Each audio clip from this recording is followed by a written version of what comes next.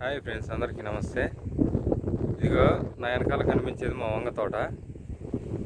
20 సెంట్లలో వేసా. Back camera పెట్టి మీకు క్లియర్గా చూపిస్తా.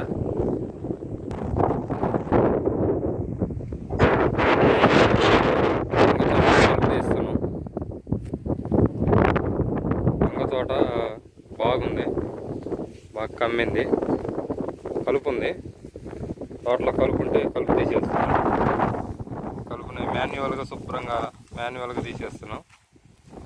ఈ కలుపు ఉండటం వల్ల ఏం జరుగుతుందంటే దోమ, పురుగు విపరీతంగా వస్తుంది వంగ తోటలో.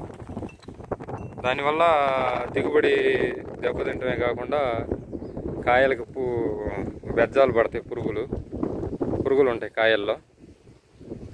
దోమ బాగా వచ్చి చెట్లు కూడా రోగాలు వస్తాయి, తెగుళ్ళు వస్తాయి.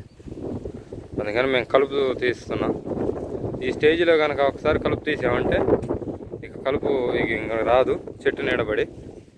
ఇదిగో కలుపు తీసేసాం. అదిగో కలుపు కుప్ప, ఇది కలుపు తీసిన కుప్ప. ఇదంతా కలుపు తీస్తున్నాం. ఇంకా ఉంది, ఎక్కువగా ఏం లేదు, పలసగా ఉంది. కలుపు తీసేస్తున్నాం. శుభ్రంగా కలుపు తీసేసుకుంటే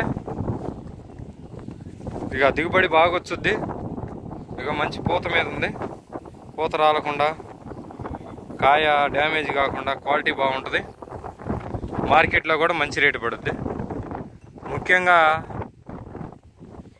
రైతులు తెలుసుకోవాల్సిన విషయం ఏంటంటే కలుపు పట్టనివ్వకూడదు తోటలో.